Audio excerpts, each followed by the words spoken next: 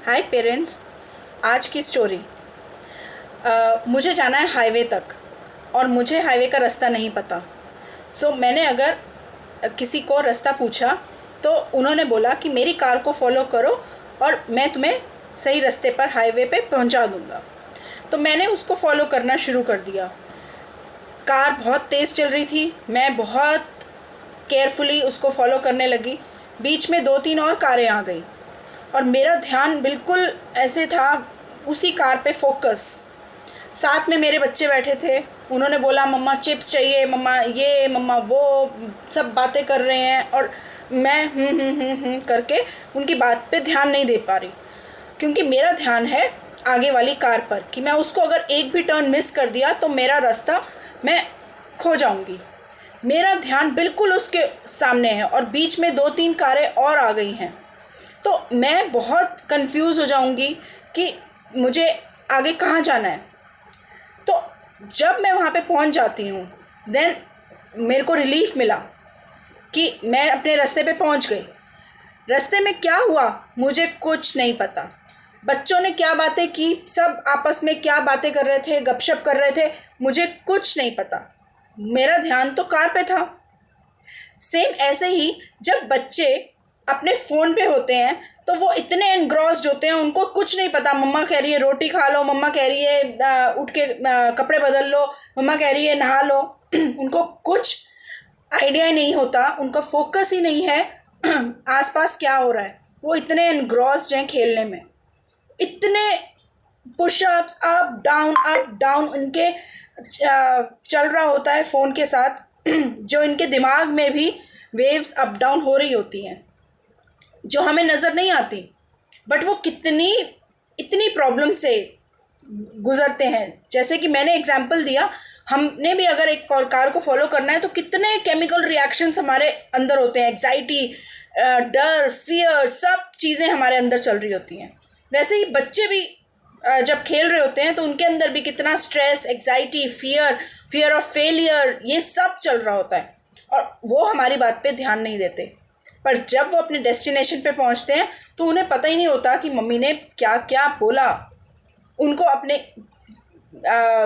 आसपास क्या हो रहा होता है उन्हें कोई आइडिया नहीं है। तो आज की स्टोरी से सॉर्ट ऑफ अ स्टोरी और इंसिडेंट मैंने कंबाइन की।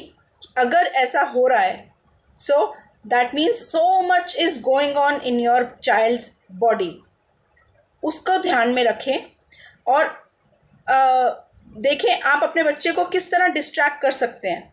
अगर डिस्ट्रैक्ट करेंगे वो गुस्सा हो जाएगा, वो वहीं पर ही लेट जाएगा, वो एंशियस हो जाएगा क्योंकि उसके केमिकल रिएक्शंस अभी बहुत ज़्यादा ऊपर नीचे इम्बैलेंस हो चुके हैं। जब वो काम डाउन होंगे तब वो आपकी बात सुनेगा।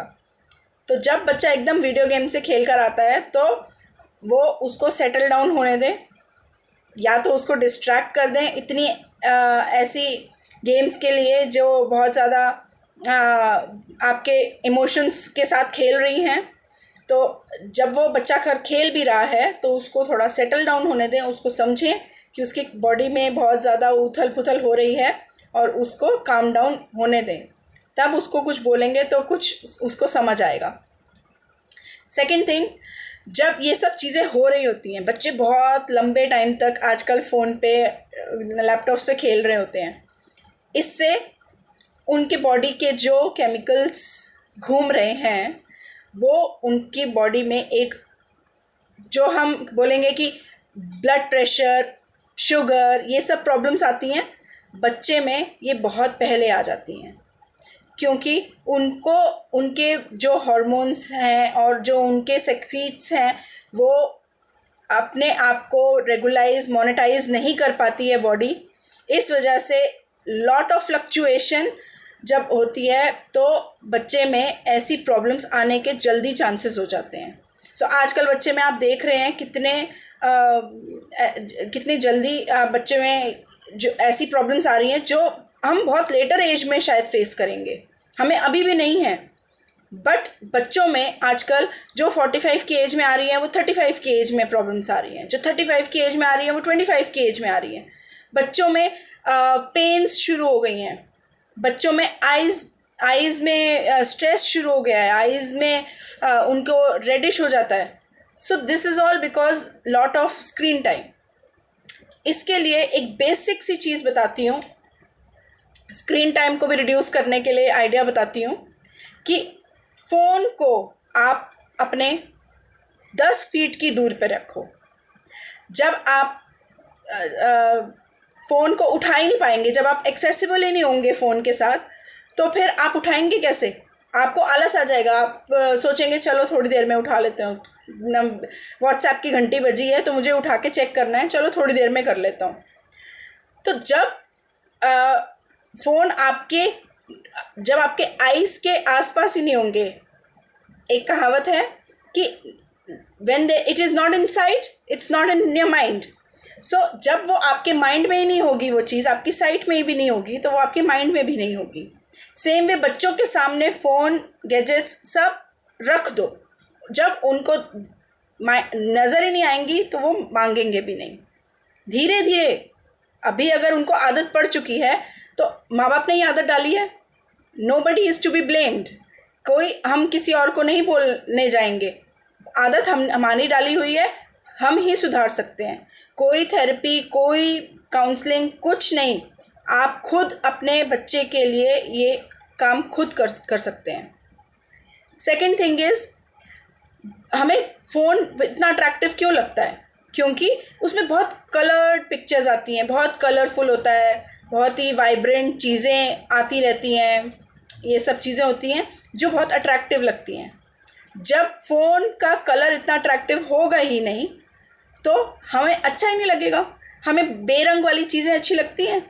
तो फ़ोन के अंदर कुछ ऐसी टेक्नोलॉजीज़ आती हैं जो हमारे फ़ोन को ब्लैक एंड वाइट कर देती हैं। ऐसे फ़ोन लीजिए, बच्चे को दीजिए, जो बेरंग सी फ़ोन होंगे उनको देखने में अट्रैक्टिव नहीं लगेंगे और इससे वो उनको देखना भी अच्छा नहीं लगेगा। तो आज के वीडियो में 4 टेक अवेज़ हैं। पहला, आपको स्टोरी मैंने बताई कि बच्चे में ये जो केमिकल चेंजेस चल रहे होते हैं जब वो खेल रहे होते हैं, तो इसमें हम उनको क्या करें? वो बेबस हैं क्योंकि वो केमिकल रिएक्शंस के चुंगल में फंस चुके हैं। उनको पहले, सेकंड थिंग, उनको काम डाउन होने दें, तब आप उनको कोई कमांड दें, कुछ बोलें, आप नहा लो, आप खा लो या कुछ। तीसरा, उनकी साइट में ही नहीं रखो चीज़। अगर वो साइट में होगी, उनकी नज़र में होगी तो वो लेंगे ही, अगर वो साइट में नहीं होगी तो वो नहीं लेंगे। चौथी चीज़, black and white screen. Phone हमेशा ब्लैक एंड वाइट स्क्रीन का यूज़ करो ताकि उनको अट्रैक्टिव ना लगे और वो देखना पसंद ना करें। So try these things, it will surely help. Thank you.